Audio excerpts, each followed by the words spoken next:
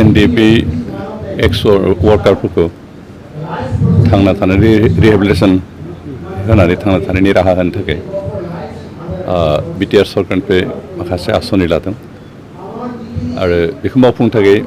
फिन रोदोमखां होननाय मोनसे हाबाफारि लानायनि गेजेरजों दिनै बे फिन रोदोमखां हाबाफारिनि गेजेरजों एनडिपिनि एक्स केडारफोरखौ मा सुबिदा होनानै थांना थानायनि राहाफोरखौ बाहायनो हागोन बेनि सोमोन्दै एसे सावरायलायनाय जादों आरो बे सावरायलायनायाव दिनै नुदों जे जों कअपारेटिभ बेसिसाव बेयाव एनडिपि केडारल' नङा सिभिलियन मानसिफ्राबो हाबनानै थानो हागोन कअपारेटिभ बेसिसाव बेयाव डेयरी फार्मिं बेनिफ्राय पल्ट्रि फार्मिं बेनिफ्राय राइस काल्टिभेसन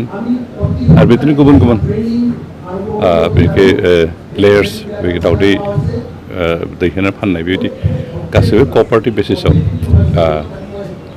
बे गासैबो माबाफोरखौ इन्डास्ट्रिफोरखौ गायसननायनि मोनसे हाबाफारि लादों आरो बेवहाय बेयो माबायाव मावगोन डिस्ट्रिक्ट लेभेल बेनिफ्राय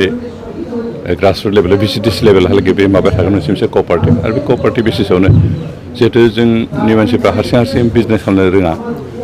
आरो बिजनेस खालामबाबो हयथ' फ्लप जानोबो हागौ बेनिफ्राय बिजनेस खालामनो फान्ड सानबो मोननाय नङा खिन्थु कअपारेटिभ बेसिस जों बिजनेस खालामोबा जों इन्डास्ट्रि गायसनोबा जों बेंकफोरनिफ्राय लन होनायनि लामाया ओंखारो बेनिखायनो बे कअपारेटिभ बेसिसाव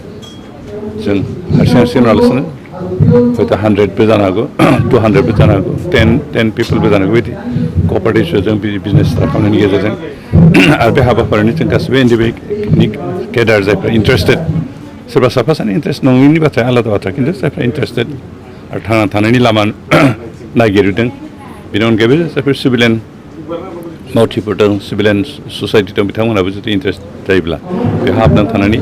थांना थानो हागोन बे बाथ्राफोरखौ सावरायलायनो होननानै बेवहाय दिनै सावरायलायनाय जादों आरो बेहाय एनडिपि केडारफोरनि रिहेबिलिटेसन स्किमा माबाया हाबाफारि दायित्वआ जिहेतु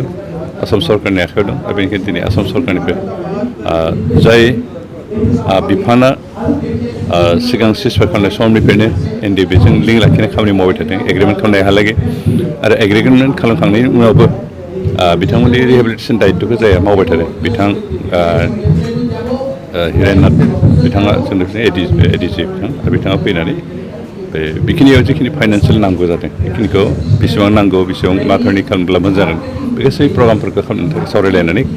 जोंनि एनडिपिनि एक्स वर्कारफोरनि थाखाय इनफरमेसन हिसाबै होनो होनना बिथाङा फैदों आरो जों आसा खालामदों बिनि गेजेरजों जोंनि एनडिपिनि मावथिफ्रा थांना थानायनि राहाखौ लागोन आरो बासिनो लानो हागोन गाव जिखौ पसन्द खालामो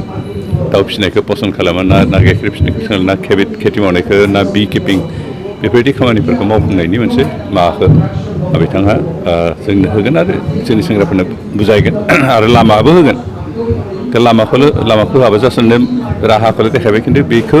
गायसननायनि राहाखौबो जिहेतु जों होनांगौ उपायखौबो होनांगोन बे गासै बाथ्राखौ फोरमायनानै दिनै बिथाङा फैदों आरो जों आसा खालामदों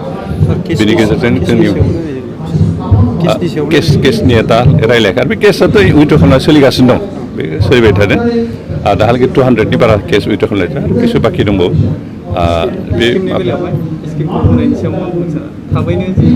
बे स्किमाथ' थाबैनो जागोन जों बेखौ इमप्लिमेन्ट खालामनो दा जोंहा मानसिखौ जों बुथुमग'नो हायाखै मानसिखौ बुथुमग'नानै बेखौ सेटआपआव लाबोनो हायोमोन बे स्किमफ्रा होगोन आरो बेनि थाखाय जिखिनि फाइनान्स नांगौ जिखिनि बेंकनि हेफाजाब नांगौ बेखौ असम सरकारनिफ्रायबो दिहुनना होगोन आरो बेंकफ्राबो बेखौ दावगागोन नाथाय जों दा मानसिफोरखौ जथायलायनो हायाखै आरो बे किसुमान डिस्ट्रिक्टआव जाबाय ओमफ्राय जाजोब्बायानो आरो किसु डिस्ट्रिक्टआव बाखि दंबावो जों आसा खालामदों थाबैनो जोंनि गोबां मावथियानो बेफोरखौ बारा मिथियैखाय साहसबो खालामा आरो रोङाबो एक्सुवेलि रोङिखौ सोलोंनोबो बारा इन्टारेस्ट जाया बहुतआनो जोंहा बेखि प्रब्लेमा बेनो जे एनडिपिनि केडारफ्रा बहुत बोसोर साफा कामान्डारनि सिङाव थानायखाय इन्डिपेन्डेन्ट सिन्था खालामनायनि माबायानो गोबांहानो गैया बेनिखायनो दासिमबो जोंखौ सोरबा थोनगोन नामा सोरबा कामान होगोन नामा सोरबा देखायगोन नामा बेबायदि साननायावनो दं खिन्थु निजस्व सिन्था खालामनानै जे निजस्व उपाय दिहुननानै थांनाय जे थानांगौ बे सेन्टिमेन्टआ बे साननाया दासिमहालागै जोंनि एनडिपि केडारफोरनि फैयाखै आरो बेनिखायनो गोबां खामानिखौ जों एग्रिमेन्ट खालामनानै दा बोसोरनै जाखांनायनि उनावबो गाव थांना थानायनि लामाखौ दिहुनना लानो रोङाखै दा जों बेबायदि माबाखायनो बे कअपारेटिभ ससाइटिनि बाथ्राखौ साननो गोनां जादों जेरावहाय साब्रै साबा ज' जालायनानै साननानै मोनसे लामा दिहुननो हागोन खामानिखौ मावफुंनो हागोन बेनिखाय जों आसा खालामदों दिनैनि जि प्रग्राम बे जोंनि केडारफोरनि थाखाय एक्स केडारफोरनि थाखाय खोब मोजां जागोन आरो बिथांमोनहा थांना थानायजों लोगोसे ओनसोलनि गुबुन गुबुनफ्रावबो बिथांमोनजों लोगोसे थाफाना खामानि मावनानै थांना थानाय लामाखौ मोनगोन आरो बेदिनो जोंनि ओनसोलनि रांखान्थि बिथिङाव जों अन्तत सेल्फ साफिसियेन्ट जानो हागोन